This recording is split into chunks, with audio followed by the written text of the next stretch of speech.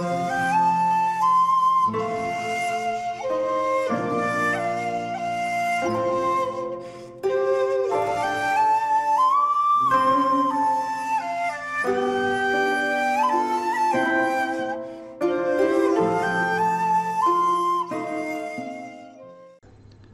there, this is Solitary Ronin from Solitary Ronin Films, and welcome to another shameless plug. Today's shameless plug is for a channel called Premium Blurays, hosted by a guy called David. So you should go and check out his channel and subscribe. He does reviews of films that he has watched, and strangely enough he specialises in Premium Blurays. So I thought I would just show 12 of my favourite Premium Blurays that I have, just out of interest. I can't compete with his Premium Blurays because some of his are spectacular. And also, one of the many weaknesses I have in my film knowledge is recent films, because I have such a sizable backlog of past films. The films from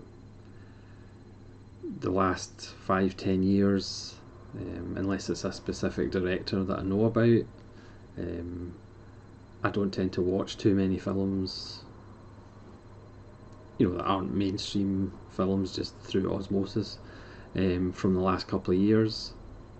And David does a really good job of watching films from 2020, 2019, from all around the world. He has a really interesting algorithm of what he's going to watch in the week. So he watches a bunch of stuff from China and Hong Kong, Korea, Japan. And again, one of my many holes in my knowledge is pretty much modern cinema.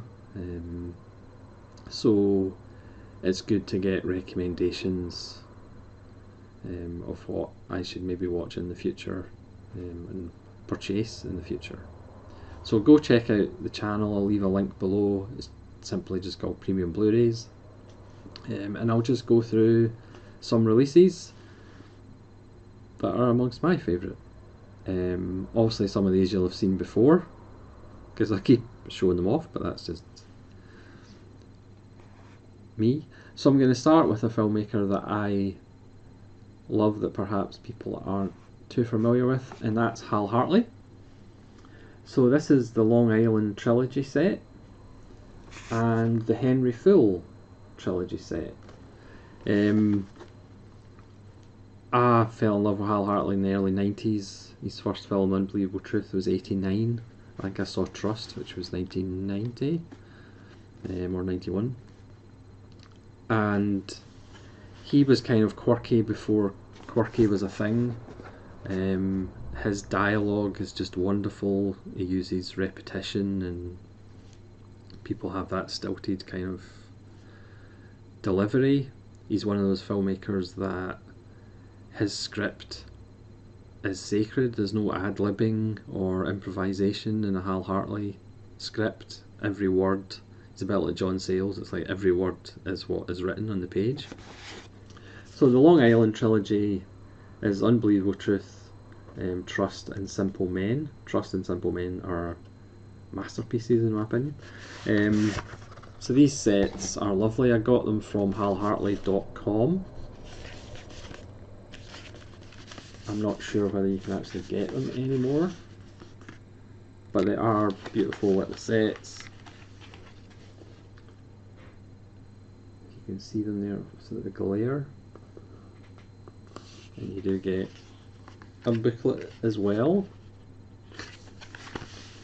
So if you like kind of character, comedy, drama, this is where Martin Donovan and Robert Burke and Bill Sage and Adrienne Shelley, who unfortunately I would say left us, but she was actually murdered, all got their starts. It's subtitled in French, Spanish, German, Japanese and English. That's a Long Island trilogy, all fantastic films. And then the Henry Full trilogy, which is Henry Full, Fay Grimm and Ned Rifle, from 97, 2006 and 2014. And again, similar packaging. There's Henry Full.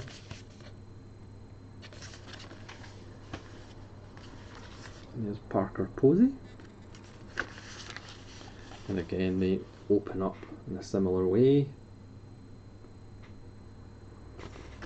I mean, his films and his style aren't perhaps for everyone, but he is an American independent treasure as far as I'm concerned, and he's well worth checking out if you haven't. The next one is a release I've shown probably on 8 different videos, but I'm going to do it again. It's the Bud Blue Steelbook of A Bittersweet Life by Kim Ji-woon. This is an absolutely beautiful set. There's another cover for it. I think this is the A style, and there's a B style as well. So again, you get a script, and you get lovely little pictures and a booklet, really glossy images, and you even get the steelbook, which even has the film in it. And again, more art cards, and a really nice touch, you get a member's card for the club.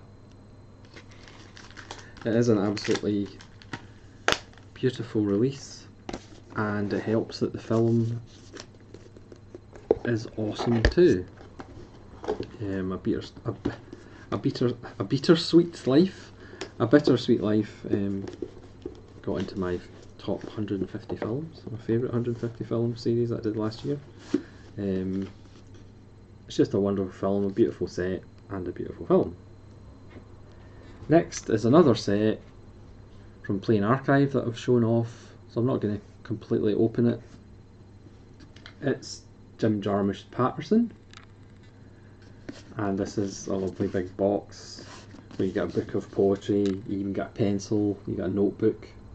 It's just a wonderful release of one of Jarmusch's most underrated and quiet films,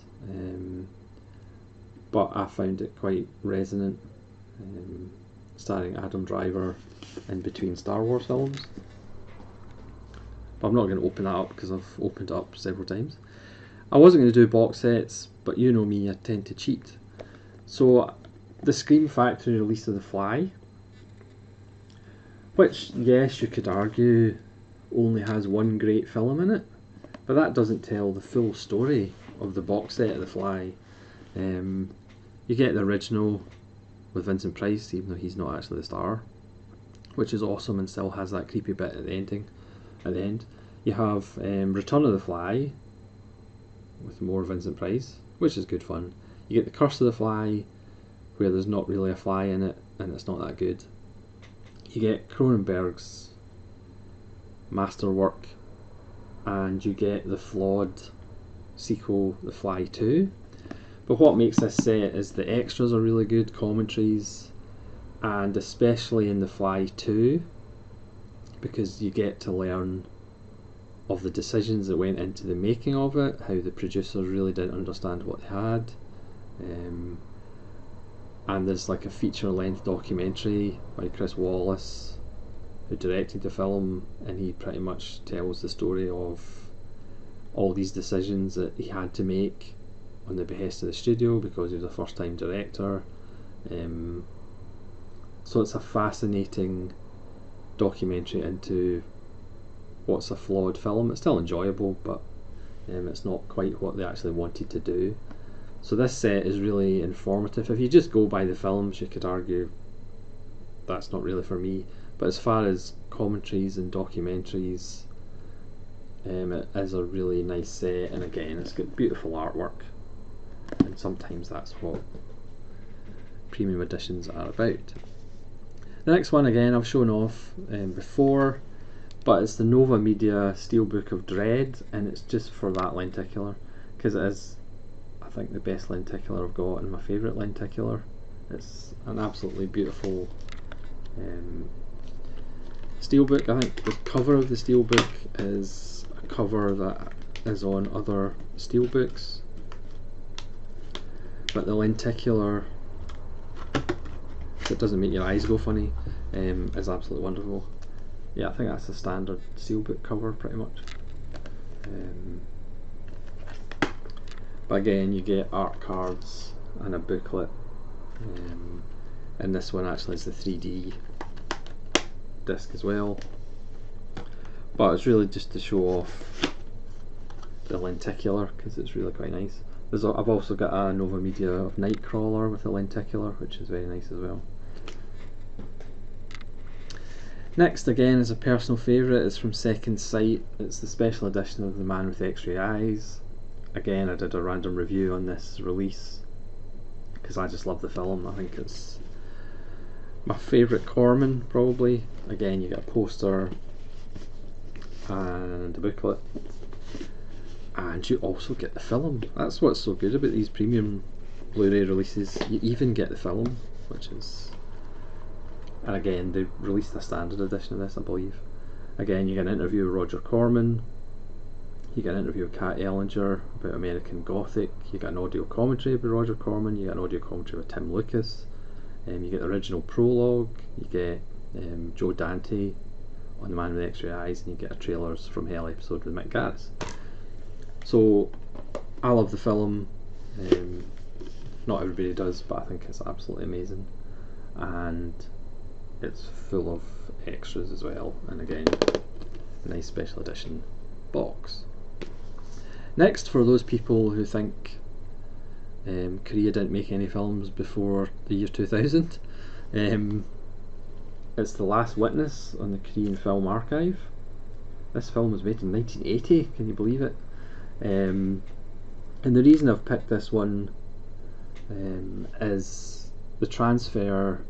I mean, the transfer isn't jaw-droppingly amazing, but there's a restoration featurette on it, so when you actually see what the film did look like, the restoration job is amazing. Plus, this actually has a commentary by Park Chan-wook when he talks about the film. And again, also, it's a really good film. And strange enough, you get the disc and you get a booklet. I mean, Korean Film Archive titles are expensive. I think I've only got 2, but this one's well worth trying to track down if you can. Next is Criterion. I was going to show the Bergman box set, but we've all seen that and we all know it's amazing. So I'm just going to pick The Gunfighter, Gregory Peck from 1950, Henry King. Again, I've done a random review because I did have a German Blu-ray before I bought the Criterion. I just love this film so much, so I just decided to show it off again.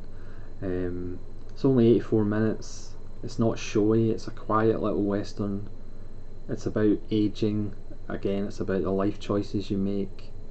Gregory Peck gives a wonderfully world-weary performance. It's a 4K restoration. It's a new interview about Henry King with Gina Atella-Rowley, which is very good.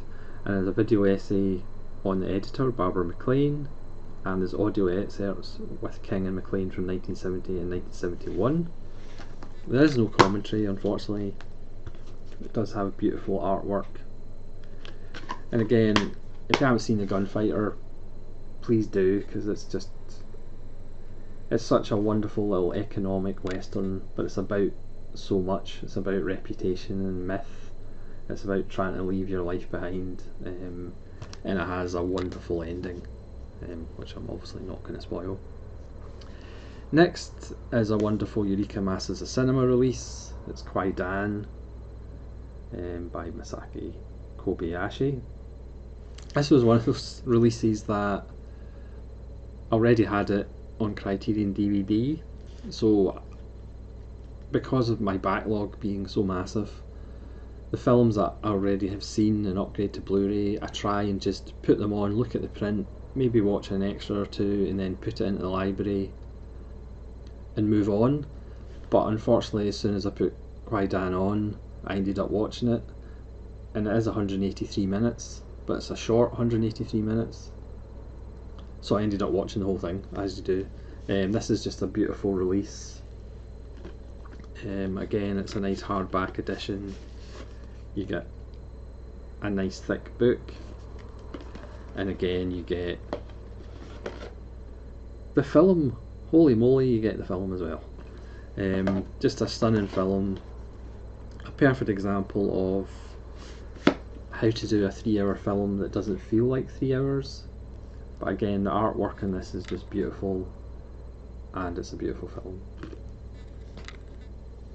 And next, again, I said I wasn't doing box sets, but I cheat, because it's a box set that's it's amazing. It's arguably one of the best releases I have in the collection, and it's something that means a lot to me. It's Shazlovsky's Declutt Academy. Yes, I also have the Criterion Blu-ray set, which has the longer versions of a short film about killing and a short film about love. But the Arrow Academy beats the Criterion in my opinion. It has a bunch of his TV work, including a couple of his first fiction films that he did for TV. So Personnel, The Cam, and also some documentaries. It has Tony Raines talking about Decalogue for over an hour, which is wonderful. Episodes are split into discs. It's got an amazing booklet. You can get a standard edition of this, I think, for like a tenner, which is just a no-brainer. But Shazlovsky means a lot to me, meant a lot to me, and this box set is arguably, or Decalogue itself, is one of the greatest achievements in art, period. And I don't think that's hyperbole, but that's just me. Next, I can feel that pile is about to fall over. Next is just a single release, but it's such an amazing film. I just thought I'd highlight it. If you don't know about it, even though people in this community probably have, because it kind of came from Daisuke Beppu. And that's Second Run's Blu-ray release of The Emperor's Naked Army Marches On by Kazuhara from 1987. And this is one of the most unbelievable films you'll ever watch in your life. I'm not going to say anything about it apart from rush out and buy it and watch it if you haven't seen it before. Again, you get a new interview with Hara, you get a Kazuhara masterclass from 2018, you get a 28-page booklet. Again, Tony Raines does some writing in that as well. It's a stunning documentary. It's kind of similar to The Act of Killing, or The Act of Killing is similar to this, in the sense there's times you're watching it and you say to yourself, should I be watching this? This doesn't seem right. You think it can't get any more jaw-dropping, and it does. It's just a sensational film. Yes, you can say, oh, the release doesn't look that amazing, but the film is just incredible, and I would recommend it highly. And finally, you may or may not know, I've got a thing about The Thing, so I have, I think, 13 different editions of The Thing. I just need to pick up the Mondo Steelbook, and what's the other one? There's still another one, but they're ridiculously expensive, so I'm probably not going to do it for a while. But here's one of the editions of The Thing. This is from Turbine in Germany. I'm so sad to have the A version and the B version. So this has a bunch of stuff. It even has a patch for Outpost 31. It has the soundtrack. It has poster.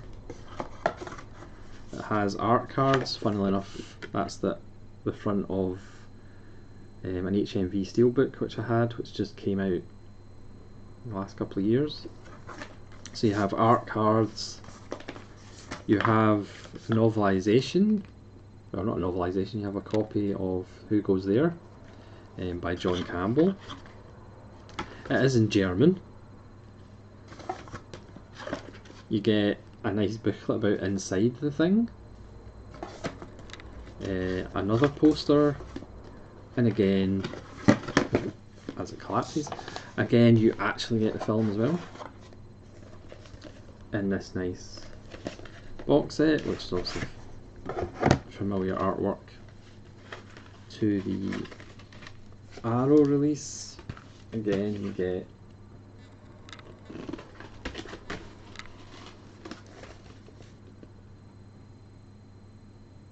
you get the prequel as well. So you get a bunch of Thing related stuff in the Thing. Again, the booklet it's in German, but you get the gist. It's 134 pages of lovely Thing goodness, which is rather awesome. Documentaries, and it's just wonderful. Yes, I have a thing about the Thing, but I'm not ashamed about having a thing about the Thing, because the thing about the Thing is there's a thing about it. So thanks very much for watching and during this video. Just thought I'd highlight some premium Blu-ray releases, but again, go check out the channel, Premium Blurays. Again, I'll leave a link in the description below, and subscribe to his channel if you like what you see, and hopefully you'll join me again for one or two more shameless plugs. This is Solitude Ronin from Solitude Ronin Films saying farewell.